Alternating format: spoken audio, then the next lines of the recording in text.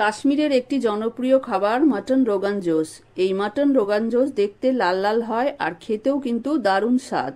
এই মাটন রোগান জোশ বানাবার জন্য আমি নিয়ে নিয়েছি একটা পাত্রের মধ্যে সর্ষের তেল, তাতে দিয়ে দিয়েছি তেজপাতা, গোটা গরম মশলা। এবার ওতে দিয়ে দেব পায়ের দিকের মটনের নরম মাংস। নরম তুলতুলে মাংসই কিন্তু এই রান্নাটার জন্য লাগবে। নুন হলুদ দিয়ে অনেকক্ষণ ধরে একটু ভাজা ভাজা করে নেব। গ্যাসটা অবশ্যই কিন্তু কমিয়ে ভাজতে হবে। ভালো করে ভাজা ভাজা হয়ে গেলে তাতে দিয়ে দেব হিং। হিংটা দিয়ে ভালো করে আবার অনেকক্ষণ ধরে আস্তে আস্তে করে ভাজা ভাজা করে নেব।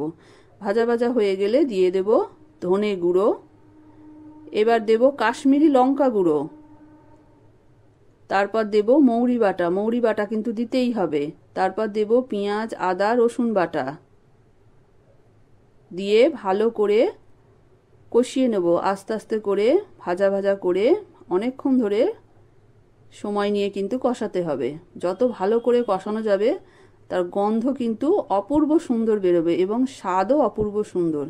হিং মৌরি আদা পেঁয়াজ রসুন বাটার যে গন্ধ, তাতেই কিন্তু জিভে জল চলে আসবে। অনেকক্ষণ ধরে কষাবার পর যখন একটু মাংসটা লাল লাল তার তেল ছাড়বে, তখন দিয়ে দেব টক দইয়ের মধ্যে দেওয়া কেশর। এই কেশর টক দই দিয়েও কিন্তু আবার ভালো করে কষিয়ে নিতে হবে।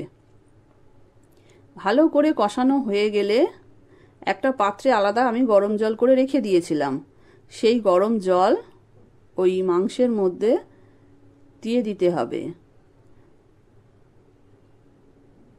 গরম জল দিয়ে ভালো করে মাংসটা ফুটতে দিতে হবে। অনেকক্ষণ ফোটাবার পর তাতে দিয়ে দেব ঘি। এবার দেব গরম মশলা গুঁড়ো দিয়ে কিছুক্ষণ ফুটিয়ে আবার একটু গরম জল যে রেখে দিয়েছিলাম সেই গরম জল আবার দিয়ে দেব মাংসতে, যাতে মাংসটা খুব নরমভাবে ভালোভাবে সেদ্ধ হয়। এবং গ্যাসটা অবশ্যই আস্তে রেখে দেব, যাতে ভালো করে মাংস খুব আস্তে আস্তে করে সুন্দরভাবে সেদ্ধ হয়। এর যা গন্ধ এবং যা দারুণ তার স্বাদ, একবার খেলে মুখে লেগে থাকবে। তারপর দিয়ে দেব একটা চাপা দিয়ে অনেকক্ষণ ধরে মাংসটা সেদ্ধ করে তৈরি হয়ে গেল আমাদের মটন রোগান জোশ। কাশ্মীরের দুর্দান্ত স্বাদের মটন রোগান জোশ গরম গরম ভাতের সাথে পরিবেশন করলে পরিবারের লোকেরা খেয়ে বলবে, আহ কি স্বাদ!